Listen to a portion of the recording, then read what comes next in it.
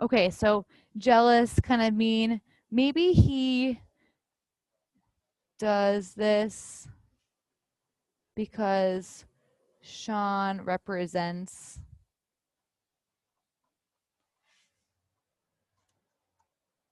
what he's not. Do you see I'm asking myself some questions now? Like I'm not committing to one of these. I'm just kind of like really growing my idea by asking questions. Do you see how I even drew an arrow? I'm adding on to it. So if you're in a Google Keep right now, you can do the same thing. Just write below it or write another Google Keep. Or if you're using a Post-it, great. Maybe try doing the same thing on your end. What else are you thinking about this character? What else are you thinking about him?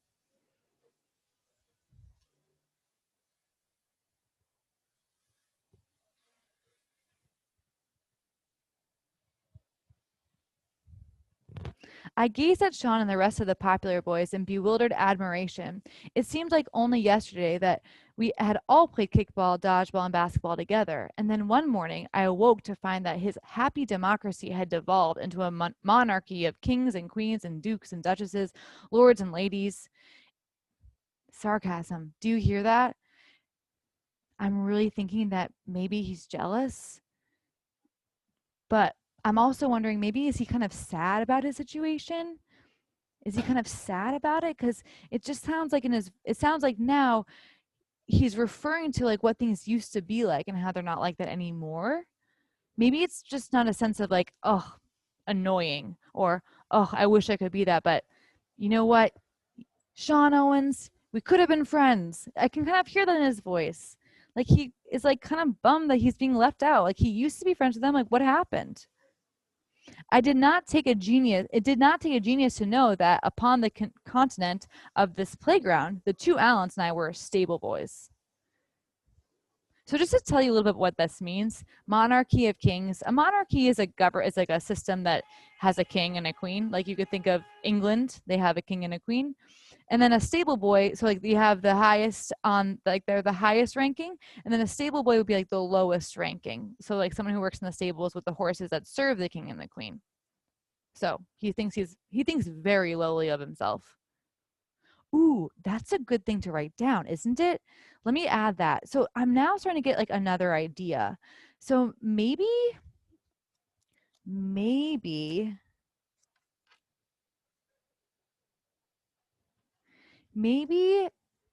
Sean and Co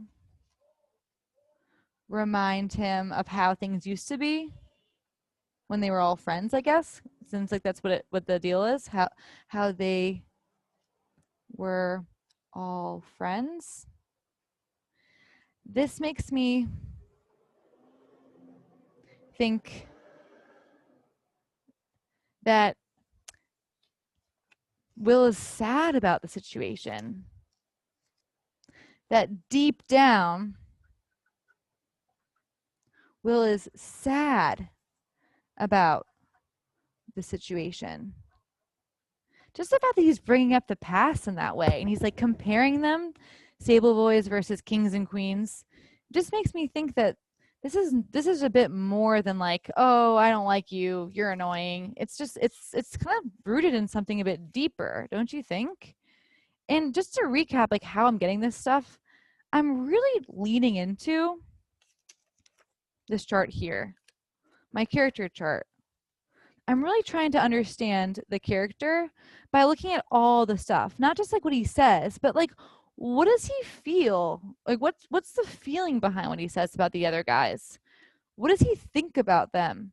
What does he think about himself? Hmm. Could it be that he maybe just thinks slowly of himself? And I mean, he just said that he's a stable boy. Maybe he. So I'm gonna see how crazy my jot's getting. How I just keep adding on, adding on. This is the kind of jot that you want to have on your paper, post-its, or just on your Google Keep. You can be adding on and adding on. Your ideas should be growing, like how mine's literally growing in size. So maybe Will is insecure or has low self-esteem. Okay. I'm going to read a little bit more than this. I'm going to pause and then really see if I can come up with a solid idea, a grounding idea about the story so far, about the character in the story so far.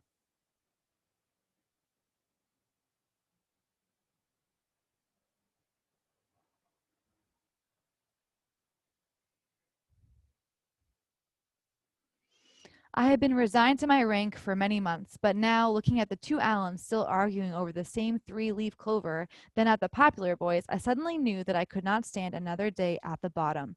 I wanted to be a part of the noise and the laughter. I needed to be popular. Ooh, that sounds different. He sounds kind of like determined, don't you think? Like he's like, that's it. I'm doing what I need to do. He sounds like determined to be popular now. Not that just he's angry about it. So this is like kind of changing my thought. Is he maybe also a determined person? Hmm. Let's just look at this for a second. This is my kind of like my storyboard version of this first part of the story. So I see Will kind of like caught between these two groups. He has his friends who he doesn't even really like, and they just fight. They're unhappy. Then the popular kids over here who he thinks are having a great time. And it seems like he's first like talking about them in a really mean way.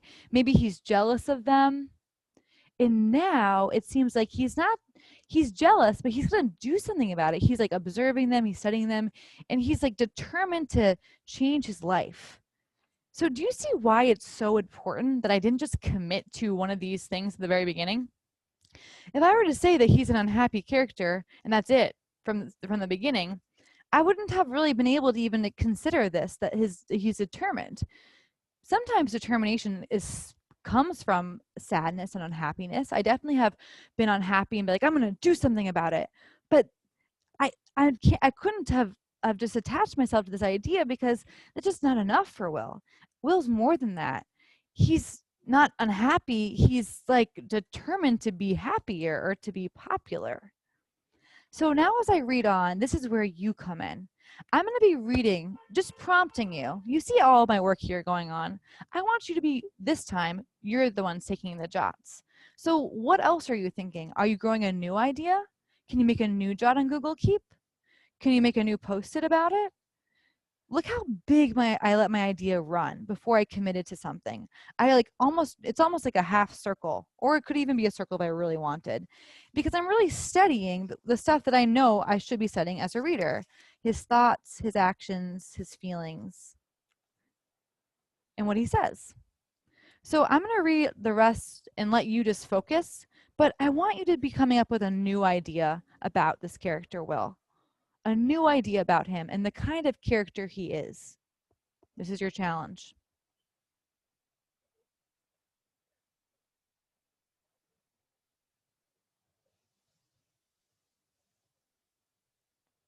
Being 10 years old, I did not question this ambition, but I did wonder how on earth I was going to realize it. Though I only stood 20 yards from the heart of the kingdom, I felt 1,000 miles removed from the rank and prestige of its citizens. So, kind of like that picture I had before, it's almost like he just feels caught in the middle. Like he doesn't belong anywhere. He doesn't feel like he's an outsider. He also doesn't feel like he's on the inside.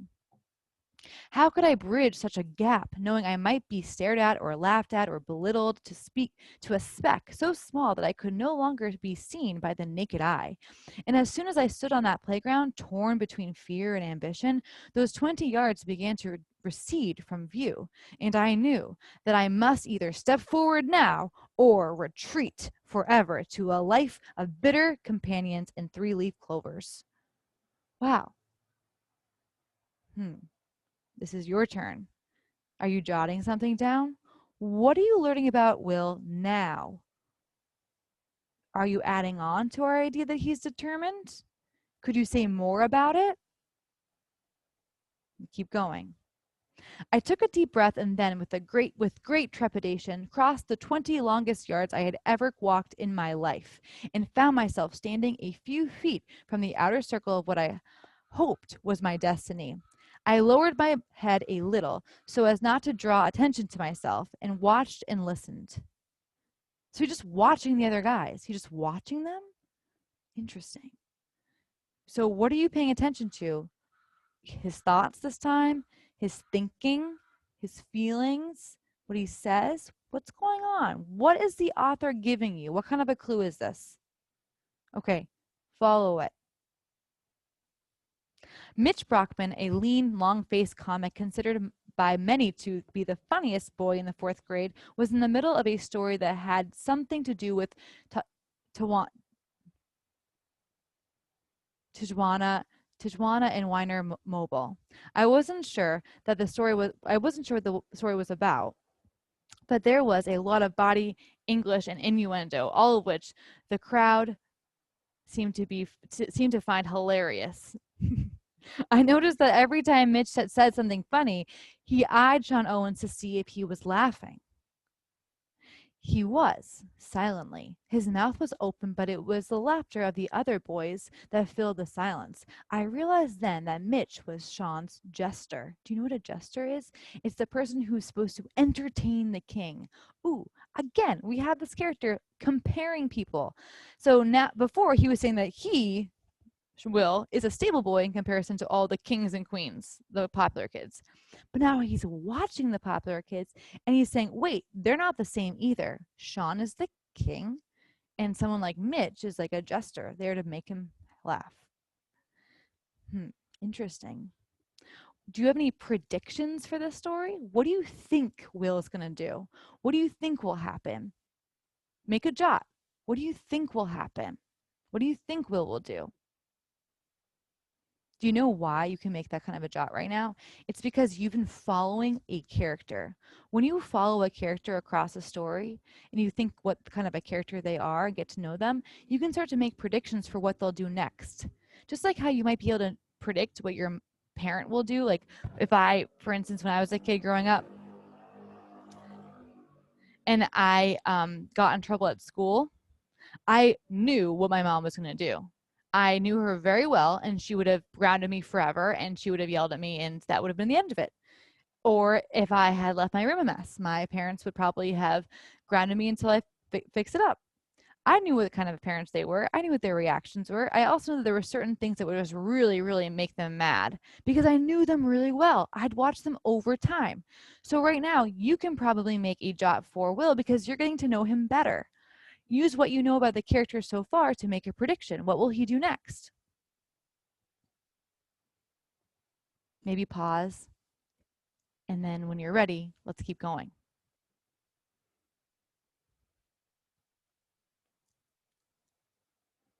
His mouth was open, but it was the laughter of the other boys that filled the silence. I realized then that Mitch was Sean's jester. As long as he could make Sean laugh, he was assured a prominent position in the group. I wondered what my position in the group might be. I certainly wasn't a great athlete, student, or ladies' man, but I did have a sense of humor. Maybe I could be the second funniest boy in the fourth grade. My thoughts went no further because the bell ending recess rang. But that night, just before I fell asleep, I saw myself standing in the center of the popular boys telling the funniest stories anyone had ever heard. I saw Sean Owens doubled up with laughter. I saw myself triumphant. I returned to the group every recess for 3 days, just staring at them. I stood unnoticed just outside the outer circle, waiting for my moment, for the one joke or wisecrack that would make me popular. I knew that I would only get one chance to prove myself, and that if I failed, I would be sent back to the stables. And so, with the single-mindedness of a scientist, I listened to the jokes the other boys made, hoping to align my comic sensibilities with theirs. Now and then I found myself on the verge of saying something, but every time I opened my mouth to speak, Mitch would launch into another routine, and my moment passed, and I had to resign myself to yet another day in the dark. I did not know then that popularity has a lifespan, and that Mitch's time was about to run out. So, now I would like you to make a prediction.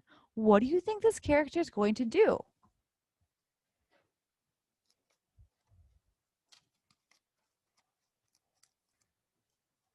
Remember, you can do this because you've already studied the character so closely from the start to now the middle.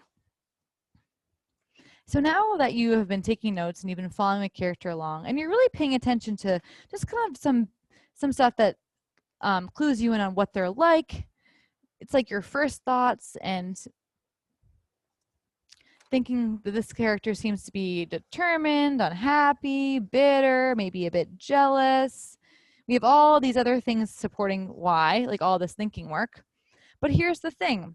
The only way to really have a strong, powerful conversation about this stuff is to be able to support it with a piece of text evidence. So whenever you want to have a strong idea and bring it to a book club conversation or a class or write about it in a literary essay, you need to be able to gather the evidence first. So for instance, let me just take one of these as an example. Let me just take the fact that he is determined. If I wanted to really bring that to my book club conversation or to class or write about it for a literary essay one day, I'd have to support this idea, gather some evidence. And I have some thinking I've been doing on my own, but it's not going to be so strong until I have some evidence to back it up. So what I'm going to do right now is I'm going to go to the text to see if I can find some details that make me think this. Do you know what kind of details I'm going to look for? Actions, dialogue, feeling, thinking. I'm going to look to see what exactly does the character say, think, feel, do that tells me he's determined. And then that will be my final Google Keep. By bringing my thinking work across the story so far together, supporting it with some text evidence, I have a strong idea that's really just ready to share with other people. So here I go. I'm going to go into the text, the story.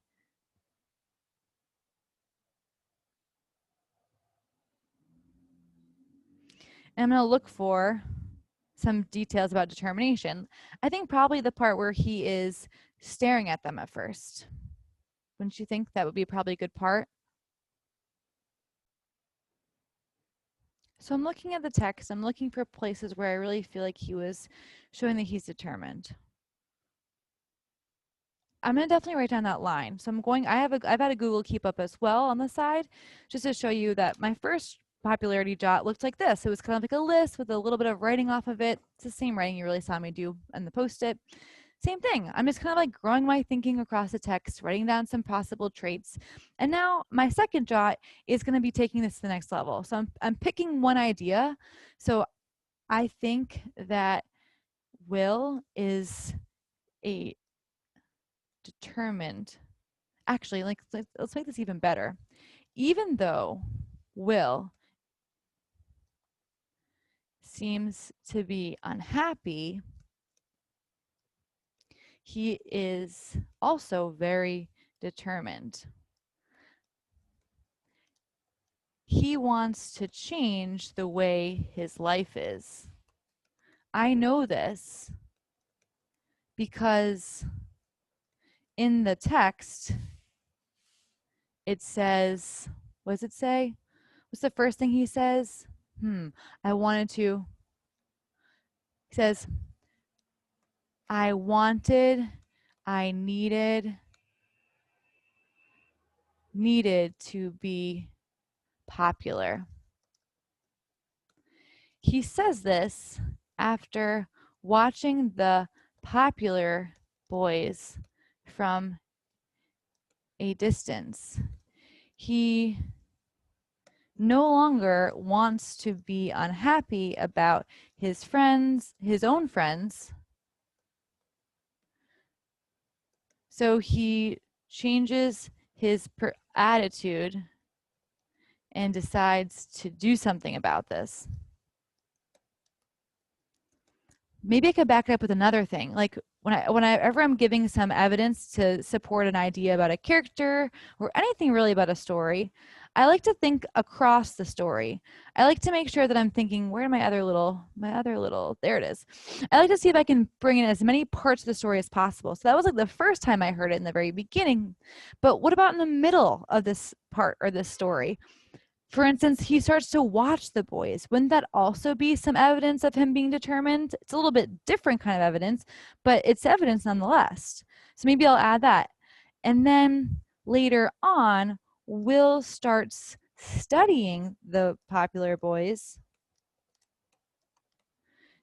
in order to make this happen for himself. For instance, in the text, it says, and now I'm going to go find that part in the text.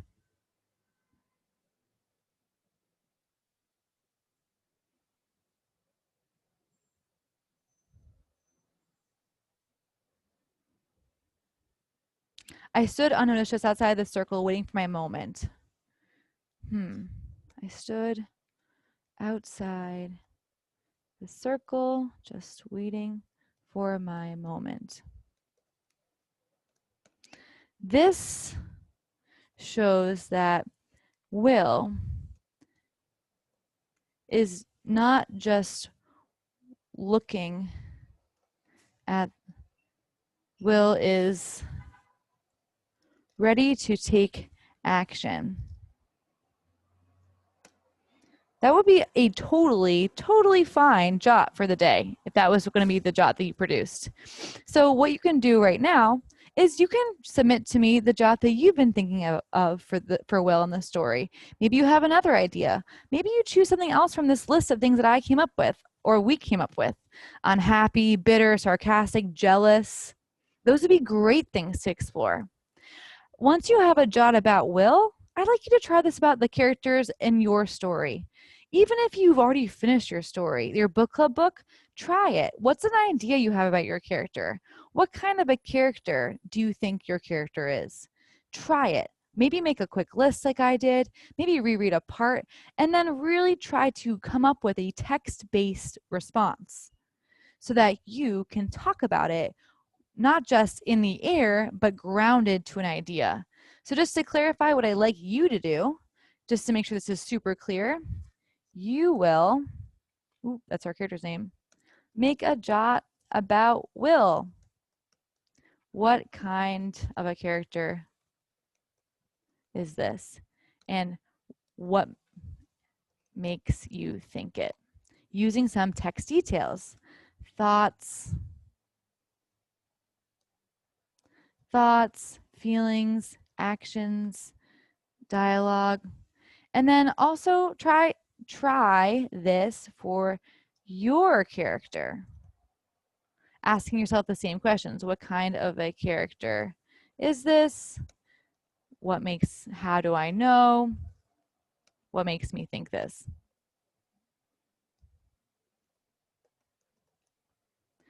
So that would be, if you finish this video and that's what you produce, then you should definitely just wrap up your homework for the night. That's perfect. And if this is the kind of thing that you need to come back to or try again tomorrow, that's also fine too. This is a lot of stuff. This is some hard stuff too. So definitely take your time with it, but try to have a jot about Will and a jot about your own character, and that will be great. Can't wait to see what you produce.